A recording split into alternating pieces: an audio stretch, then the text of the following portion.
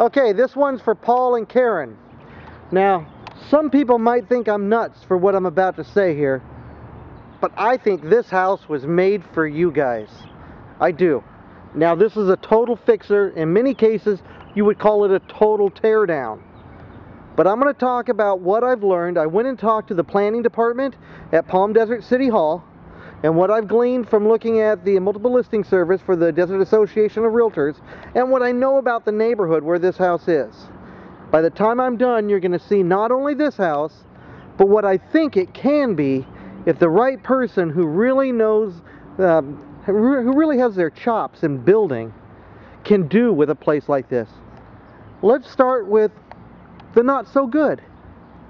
As we go to the houses on the left, and really these are not that bad. Your fourth house, if you own this house, you will be the fourth house from a business district. Okay, right across the street, we're looking at the back of a kind of commercial development where it's all real estate offices, doctors' offices, stuff like that. But look what happens to the neighborhood as we come over here. This is what the neighborhood becomes like as we go further into the community.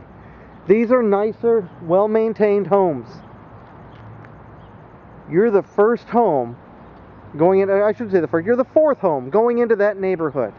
This house is a corner lot, which has some advantages and some disadvantages. The advantage is, if it were done right and nice, your home would be more associated with these ones, the nice ones, than these ones, the average ones. This is the worst house in the neighborhood for the least price.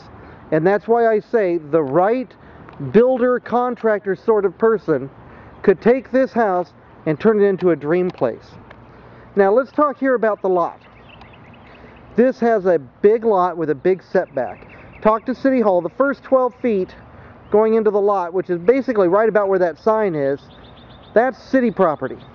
Okay, now you landscape it and everything out to the edge, but the city keeps that in case one day they want to put a sidewalk in. Still, let's talk more about that. The front yard, if I were to build this place and it were me, I would turn this all into lush green grass and desert landscaping. I would build a fence as close as I could here to the curb, which is actually about 10 to 15 feet, depending on how tall, if you want to go 3 feet or if you want to go 5 feet or 6 feet, something like that there. So let's pretend right here at the sign, you've got about a 3-foot wall running the entire length of the property, giving you a huge amount of lot on the inside of that. You build a 3-foot stone wall, nice quality, and then behind that you put a row of ficus. You see how that neighbor over there has the hedges grown up tall? Ficus trees are what are used out here in the desert to do that, and they grow in a very short amount of time. Actually, those are ficus. I'm looking at them. Those are ficus trees over there. So you build as close as you can out to the curb, then you put the ficus trees in, and then you've got yourself a self-contained yard with an estate feel and a lot of landscaping. But you could do low maintenance desert landscaping with grass in just the right places around your pool, and I'd have the pool right out here in front of the house, behind your own wall, behind your ficus trees, and then look what you would get. Sitting in your front yard, as we turn back around, look at the mountain views. You got them over there. Now it's kind of hard to see, but through those trees, Mount San Jacinto. You would have trees cutting off right about the top of those buildings, giving you an enclosed yard estate feel, the mountains in the background, looking through those palm trees, which are forever going to be maintained, because that is a really nice professional business complex. They've got the money to always maintain your view for you. You just have to maintain the trees on your own yard, which give you the estate feel. Now, over here, right now there's a carport. Not a great carport. Again, tear down. Maybe you can use the pad. Even if you have to remove the pad so you can enlarge your house, you can do so. Talking with the city, okay, the existing structure is at the setback allowed from the curb if you wanted to enclose that space and make it a garage. If you wanted to make that interior space of your home, you can, And then you can build another carport coming out here, roughly in the area of about that crack.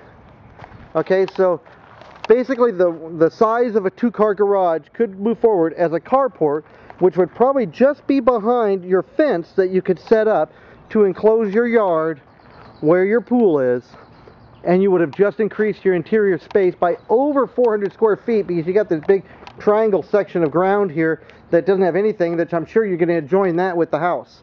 Probably even want to change your roof line. I'd want to raise that roof line up. You can go up to 15 feet tall without having to go through any special review. If you want to go to 18 feet tall on a roof line, you have to talk to an architectural review committee here in town. But I would go up to 15 feet. Again, take advantage of the view. Mountains, palm trees, blue skies, and your own enclosed yard. Now I'm saving the inside because you know it's going to be cherry in there. Okay? Backyard, nothing much. Again, it's just a yard. Look, somebody even left you a shopping cart here. How nice. I would redo the fencing. Don't be amazed over here. You're looking at somebody else's backyard too. It needs a new fence. With that done, it would be beautiful. Strip this here as bare as you can, redo it. You do have room back here to almost double the size of your house. So if you just wanted to build into the backyard area, because again you're going to treat the front yard like the back, you could build into this space, almost doubling the size of your house, which is right now 2,100 square feet. You have the garage area, which is, let's call it 500 square feet, okay, because you've got that garage area, plus you've got the triangle shaped piece of ground here. You could end up with somewhere around 2,700 square feet of house if you want to build it out to its max. Okay, you might be able to hit 3,000, but I think we're probably pushing a little farther there. But you could have as large a house, you know, as you wanted to, somewhere between 2,500 and 3,000 square feet. Now let's go take a look at the inside. Man, the Hells Angels got nothing on this place. Actually, that's not Hells Angel stuff. That's some bad graffiti artist. This place is ready to be torn down. It needs somebody who doesn't mind coming in here with a sledgehammer and totally redoing it. Use the foundation. Probably use the fireplace. I mean, it's kind of ugly the way it is, but it's still a fireplace. It could be recoated with really cool rock and not have to rebuild the fireplace. It doesn't look cracked or anything. Besides, blow this roof out and give yourself huge 15-foot tall windows up here. Remember the view. There it is. Even through a dirty window, it still looks pretty good. You get a nice rock out there too. I like that rock. Okay. Now this could either go into a nicely landscaped backyard. You keep the house simple and small, or that could be an access to another bedroom. You might put a backyard patio. I don't know. But you got room to build out there. You got this lovely kitchen. Man, you don't see a kitchen like this every day, do you? Tear it out. Get the sledgehammer. Rebuild it. Make it custom to your own taste. This place can be fabulous. Okay. There's also special permitting on this property because it is an older property built in 1956. Matter of fact, I think that's the original bathroom. Probably want to redo that. I think that's a little more than an SOS scrubbing on that there. Comet and Ajax ain't going to do it. Bedroom. Probably one of the best rooms in the house, but still, I wouldn't advise sleeping here. Oh, a pantry. Or is that a linen closet? Man, somebody went all out on that. Master bedroom. Now realize, you may not have noticed, because I know this is pretty deluxe and you're probably oohing and ahhing over this place right now. But there was only one bathroom. So you're going to want to put in a second bathroom, you're going to want to put in a new kitchen, you're going to want to expand it. I'm going to include documents for you that give you some of the guidelines for what the city will allow, but I'm also going to recommend that you talk to the city planners. Mom, I'll call you back. I need 5 minutes. Love you. You just heard me pick up from my mom. Anyways, believe it or not, I couldn't do what this house needs. But I think you're the right guy, Paul. I do, and I'm not just saying that.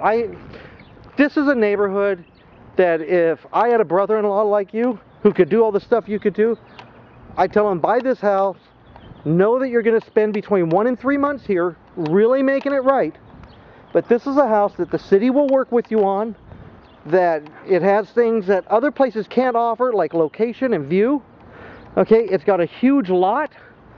You put the pool in the front, you put the ficus trees, give it the estate feel, totally gut it, re-enlarge, okay, expand on the house, new roof line, raise it up.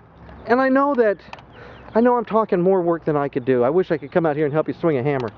But in the end, I sell real estate, and people like you get all the benefit of buying the right house in the right location that they can make the dream come alive. I can show it to you, but I can't build it. That's where it needs somebody like you. I hope you like this, because one more time, I'm going to finish on the best. Neighbors that keep up their places. You will be a part of that neighborhood. You will enjoy mountain views that few other places that we've looked at have been able to offer you. And that's it. I think I'm going to sign off. This is Eric Meeks. I've shown you the place. I hope you've enjoyed it. Talk to you later.